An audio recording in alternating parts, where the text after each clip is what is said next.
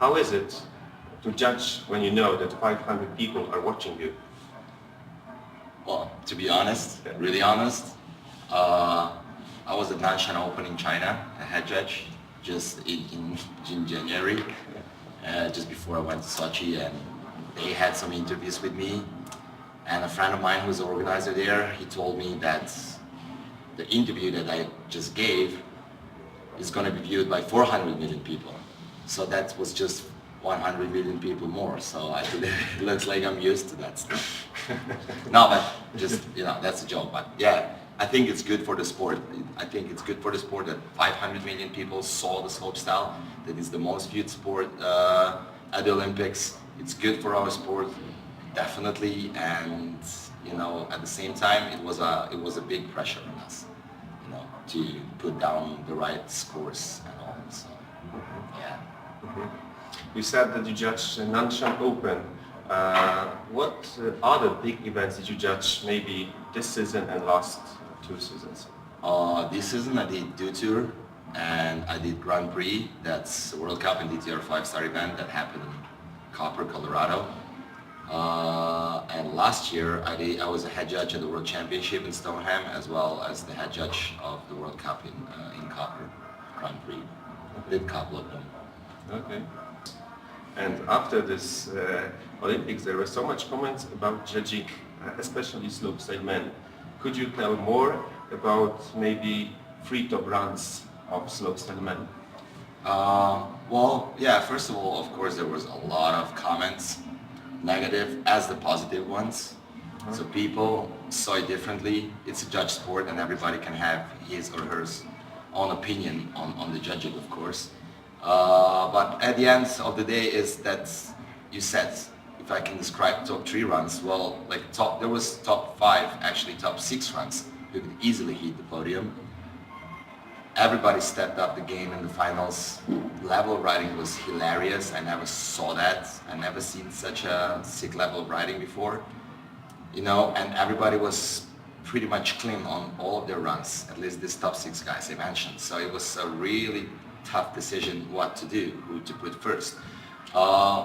If I talk about the top 3 runs, well, just from my perspective as a scoring judge, because the others saw it differently, but my perspective would be that why Stage 1, there was a lot of progression, risk, and variety involved in his tricks, especially on the kickers. So if you describe the kickers, he did cap double cork 12, holy grail grab, frontside 10 off toes, rocketeer, that's double nose grab, and at the end he did a backside 16 fanny Japan.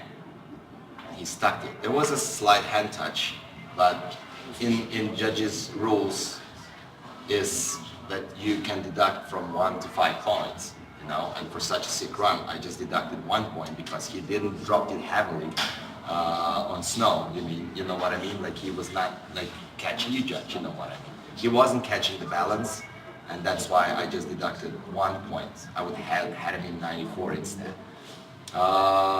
So yeah, like I said, the judging criteria is overall execution of the trick, amplitude, variety, trick difficulty, variety, progression, risk. Pretty much everybody had amplitude, difficulty of the tricks, and execution was flawless for pretty much everyone. But it's just that Sage was really progressive with just different approaches, different grabs, and he took that risk at the end that he was going for a backside 16 Japan, the trick we never seen before on the contests. So I think that was the thing that's why we put Sage first, at least for me, right? Yeah, I think that all of the judges put Sage Kotzenburg on the first place. How would you compare Sage Kotzenburg run to Stale Sandberg run? They were very close. Yeah, well, Stale was I once again, I only speak my mind and my score, my vision. Stale was super clean, super technical, smooth as baby's bottom, right? He did a back-to-back 14 indies. He held his grabs all the way through the rotations, stung the landings and all. And he was also technical on rails. but maybe just from my perspective was, so I was really pondering whether I should put Sage or Stole first. But at the end of the day, Stole hit the frontside hard way, which is a technical trick. Frontside hard way to 70 on a down box instead of on the rail. So I was thinking, you know, why he hit that box? Why didn't he go for the rail and do the same trick on the rail? So that for me was kind of a thing that he didn't want to risk it, you know, and just fall or just mess it up on his first hit. And, you know, that was kind of a thing that I just went a little bit lower on Stole's score. But then again, I was just rewarding Sage's creativity, approach, you know, variety of tricks that he had. He just had a variety of the tricks with all the double grabs and stuff. You know, he did something different. Yeah. They both had super runs, big ones, huge tricks. They just went all the way to the bottom of the landings. So yeah, you know, if we go just trick by trick, we can't really do that because it's an overall impression judging, right? Like overall it was super tight. I had Stole at 1 point lower than Sage, right? I think I gave Sage 93 and I gave Stole 92. So yeah, you know, somebody would have seen it differently, but that's how it goes, of course, right?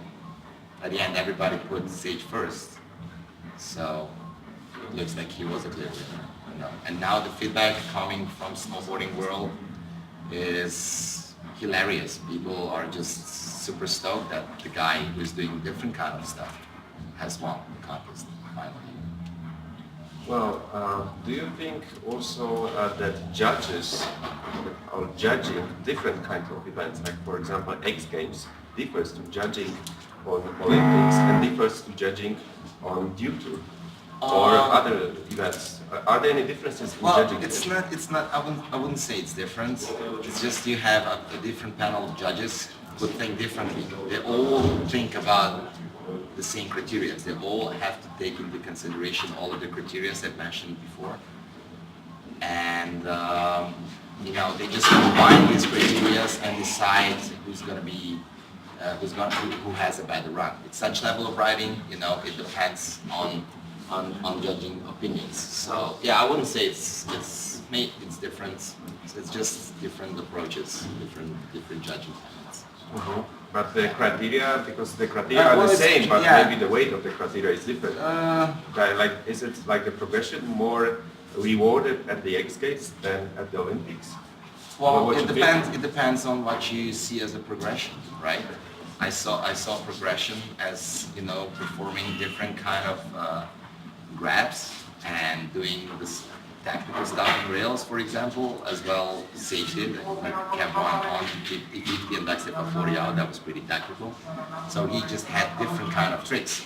If we compare, for example, Sven Thorgren and Mark Morris, for example, they pretty much did the same line.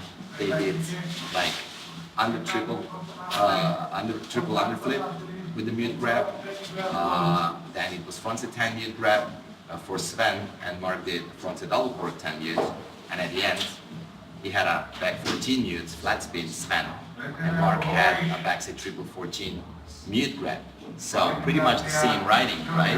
And all the same grabs. Everybody was grabbing the same grabs. Everybody was doing the mutes, you know, a lot of mutes. So at the moment you have a really good level of riders riding pretty much the same tricks with the same grabs. So how are you going to score that, right? If everything is done perfectly.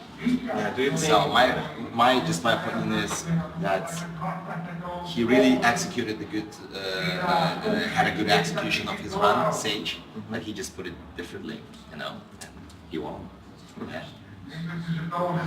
Well, do you think that like overall impression is the best way of judging it? Are there any, because well, there's SLS system that's World Snowboard Tour is using it.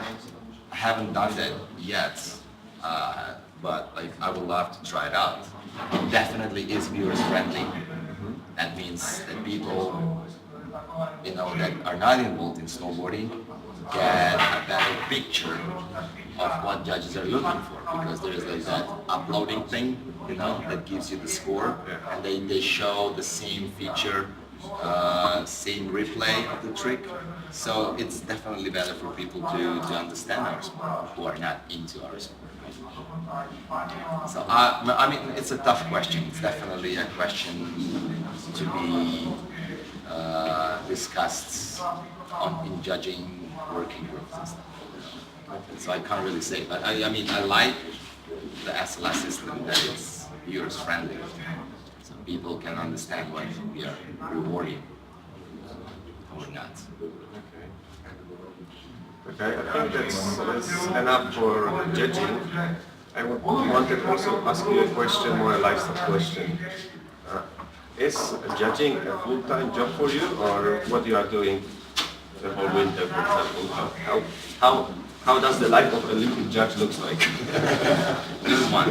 Well, like my life would be, I mean, I'm a freelancer. I'm a snowboard coach. This is what I do.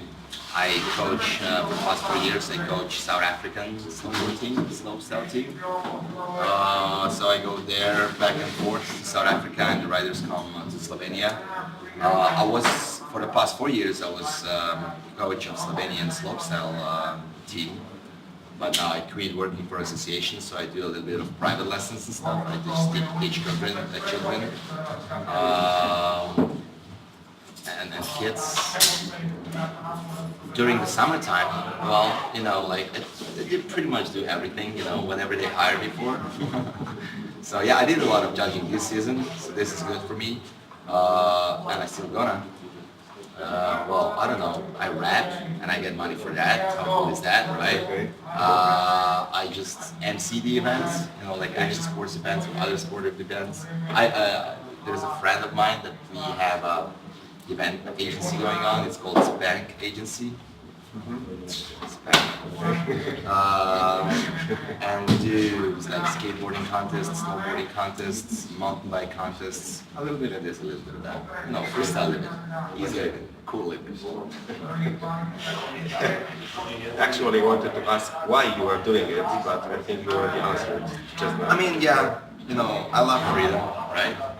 And as long as I can do whatever my passion is, and to be involved in snowboarding and skateboarding, which is my passion and a like way of life, you know, I'm gonna be thankful for it, and I'm gonna respect it and love it. Okay. Could you just, you are a rapper, you are an MC. Could you freestyle rap something?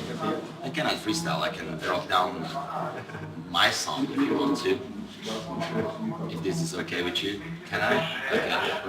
Sweet. Okay. Ready? Yeah. Mic check, ena dva, situacija sledeča, ma daj mi neki baseline, da raja ne bo speča, ma še sreče, da mi šuljo dela grobi funky beat, da se drugače bi še samo snemo 3 minute skite, tak pa na podlage sliko vidite, pa se snere kike, ne mi špike, tako jo snowboard trike, let me kick it. Cheers, Poland. Okay, thanks. Thank you, Jacek. Guys,